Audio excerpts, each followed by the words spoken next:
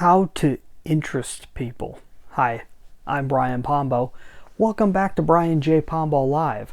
I got here a copy of a book that's very rarely read, though often talked about, called How to Win Friends and Influence People by Dale Carnegie. This original book came out in 1936, I believe is the date. This copy, I've had, you can tell it's old.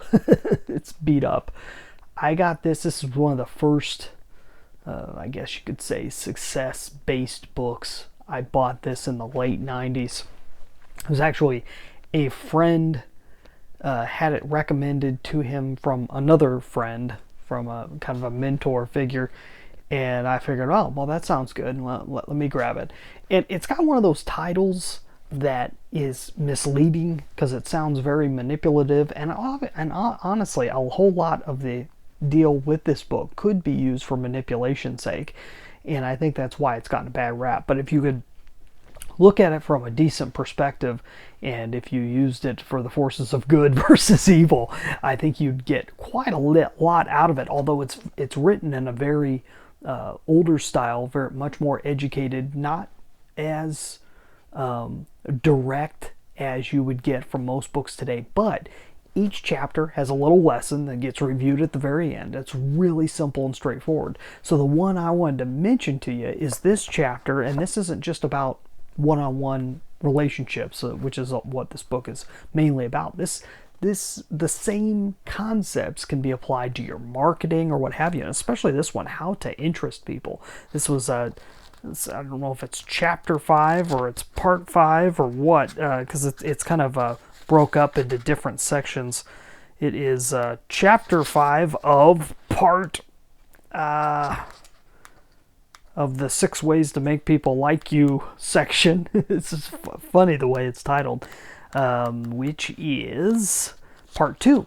So this is chapter 5 of part 2 of this book.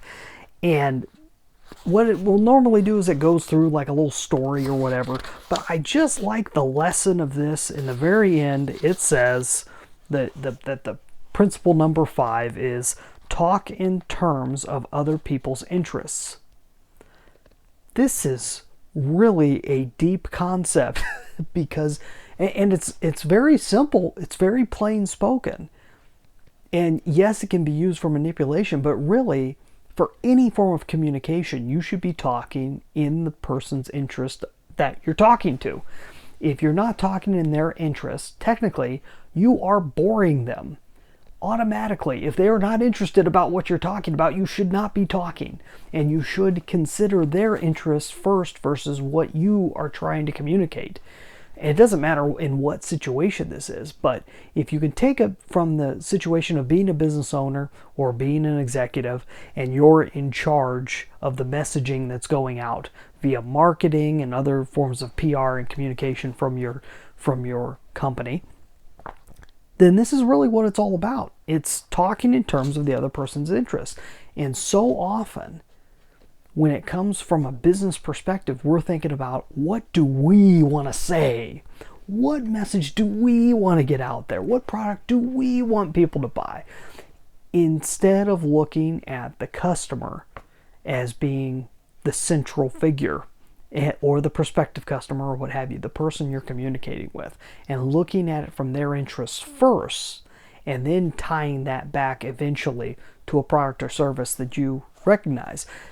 It's a simple lesson, very tough to wrap your mind around because it isn't how we naturally work. It isn't how we naturally think in most cases. Some people have a personality or a knack for it, but in most cases we don't. In most cases we're very self-centered in a sense, and it's for survival sense. But then when we get to a point where you're in an interconnected society, when you're in any type of a free working society where it takes other people to be able to get things done, then this is really what's necessary. And it's one of those things that isn't taught in schools.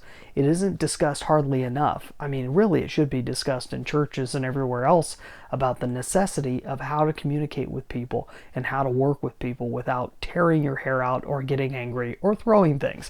So this is great book for that, How to Win Friends and Influence People. The best way to read this book I found is just to read it just one little bit at a time. It's filled with stories, read one little story at a time, even if it doesn't get you through a whole chapter or a whole lesson. Just read one little bit at a time, then set it aside and go back to it again in a day or two.